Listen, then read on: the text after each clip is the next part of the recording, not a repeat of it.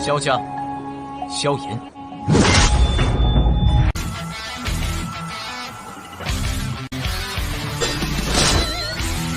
指缝中的光点燃了梦魇，站在天端俯瞰着世界无边无边。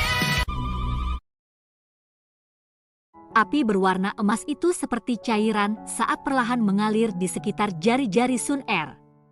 Sementara itu melakukannya, ruang sekitarnya membentuk beberapa celah spasial berkelok-kelok mengikuti garis besar aliran. Mata Xiao Yan menatap tajam pada api berwarna emas. Kejutan di matanya sulit disembunyikan.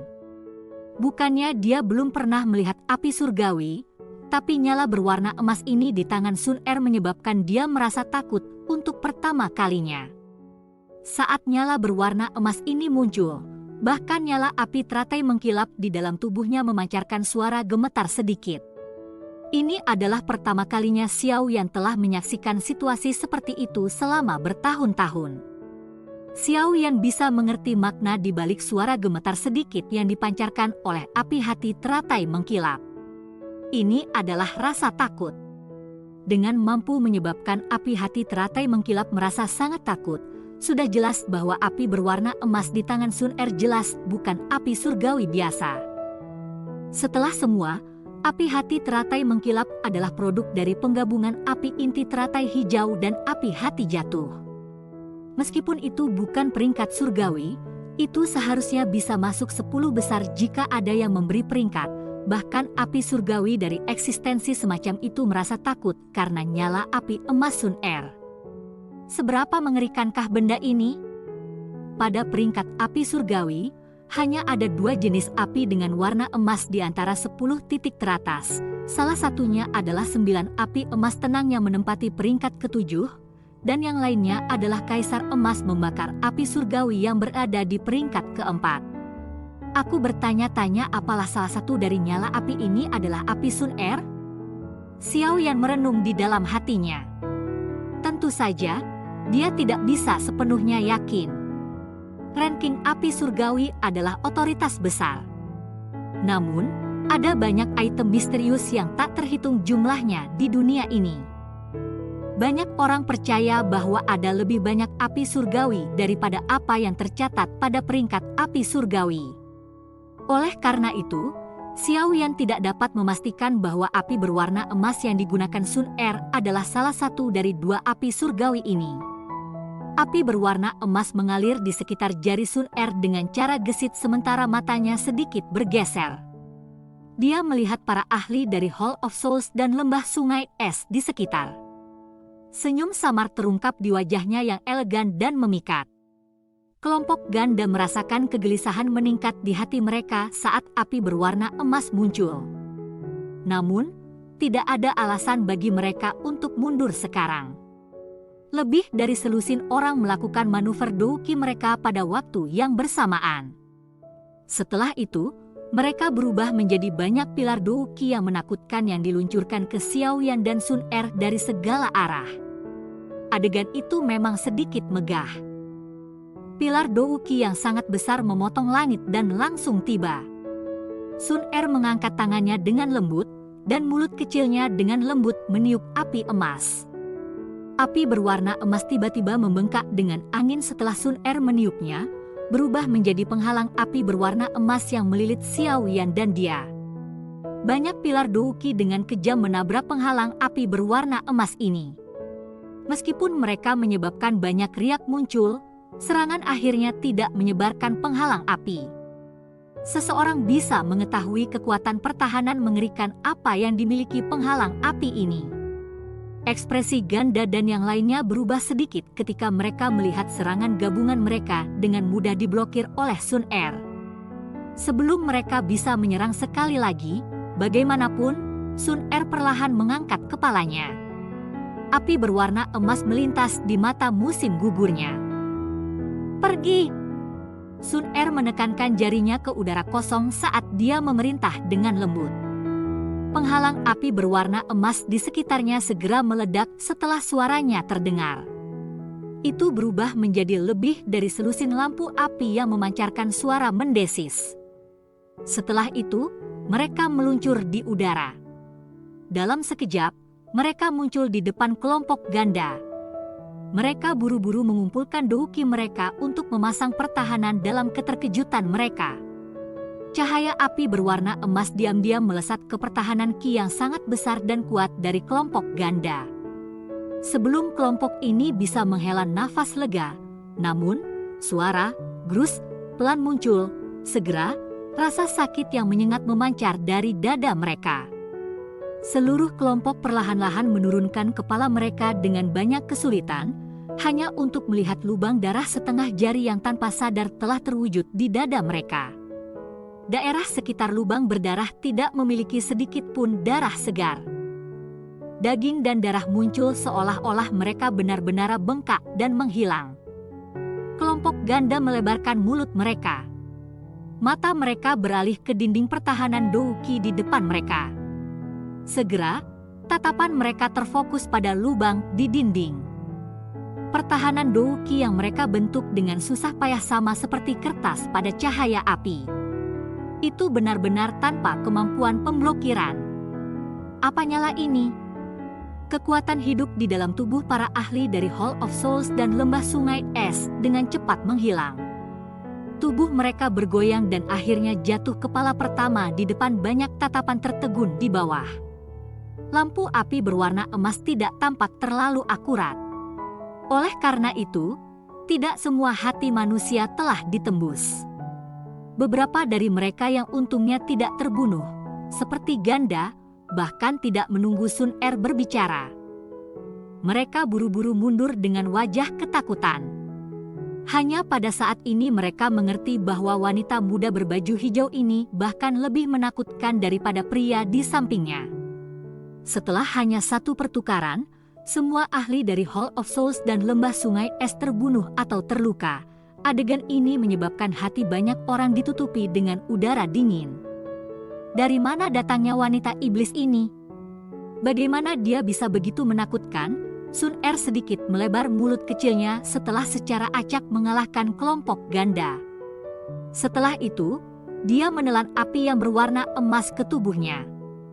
Dia menoleh, melihat wajah Xiaoyan tertegun, dan tanpa sadar melipat bibirnya menjadi senyum lembut. Sepertinya kamu berjalan di depanku. Xiaoyan berbicara dengan senyum pahit ketika melihat Sun Er melihat ke atas. Awalnya, dia berpikir bahwa prestasinya sudah cukup hebat.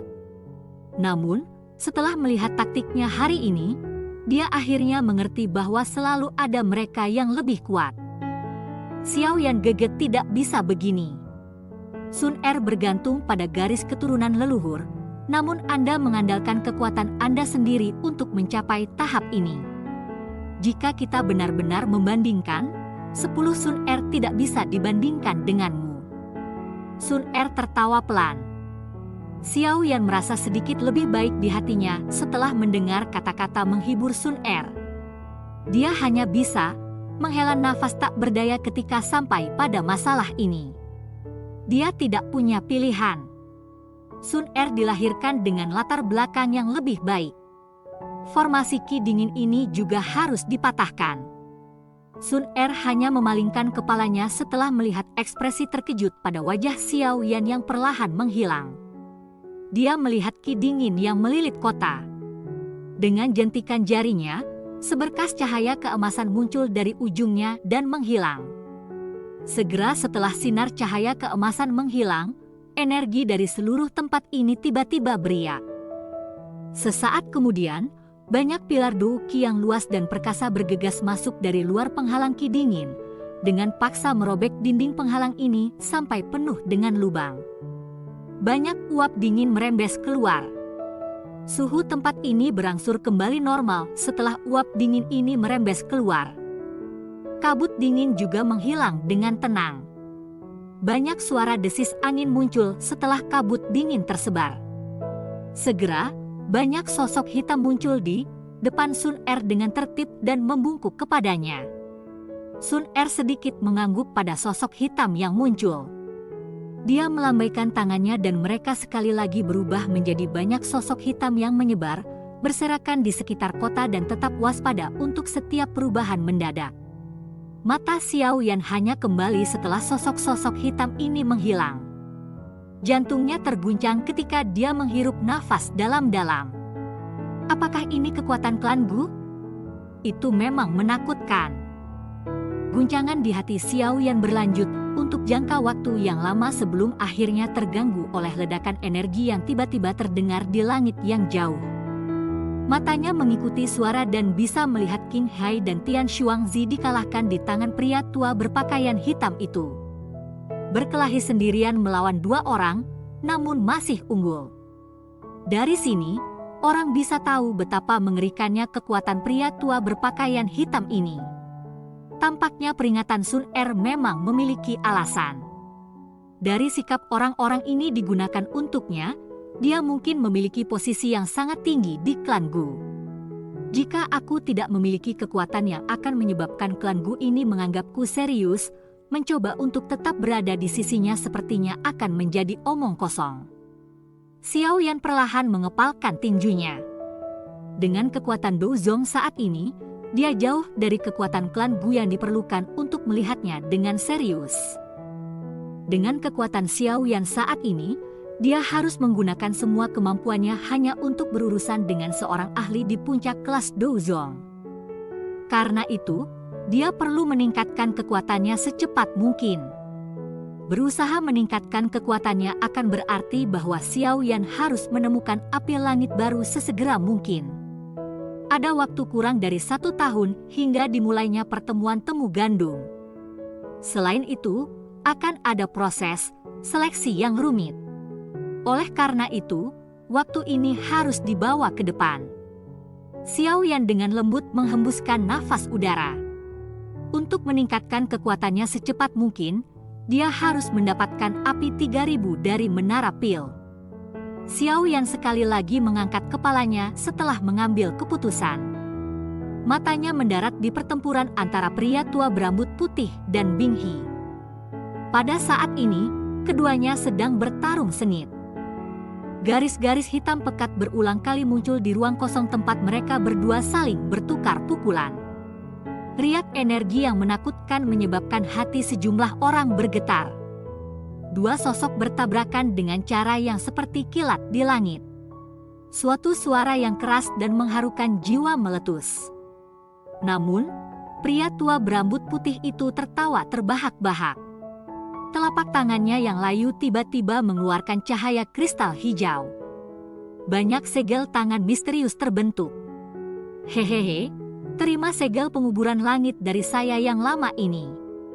Alis Xiao yang tiba-tiba terangkat ketika mendengar tawa keras dari pria berambut putih itu. Segel penguburan langit? Metrai keempat dari keterampilan segel dewa? Bing He juga tercengang karena teriakan dari pria berambut putih itu. Segel penguburan langit? Nama ini sedikit familiar. Segel penguburan langit? Keterampilan segel dewa? Pikiran ini dengan cepat berkedip di dalam hati Bing He sebelum tubuhnya tiba-tiba bergetar. Ekspresi kaget akhirnya terungkap. Matanya berkumpul di sosok berwarna hijau di kejauhan. Dia sebenarnya anggota klan Gu?